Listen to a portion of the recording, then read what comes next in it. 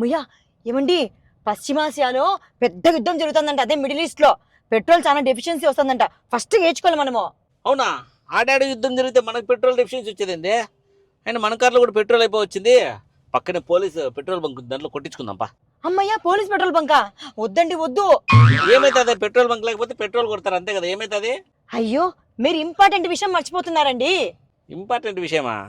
ఏముంది, కారు ఉంది, జేబులో పర్సు ఉంది, దాంట్లో డబ్బులు ఉన్నాయి, పోతే పెట్రోల్ కొడతారు అంతే, ఏమైతుంది? అయ్యో సామి, పోలీస్ పెట్రోల్ బంకులో హెల్మెట్ లేకపోతే అసలు పెట్రోలే కొట్టరు.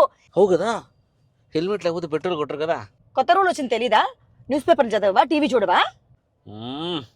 హ్యాపీ ఉమెన్స్ డే మైతా. థ్యాంక్స్ అండి. నేను ఎంత ఇంటెలిజెంట్ ఇప్పుడు తెలిసిందా మీకు? Women.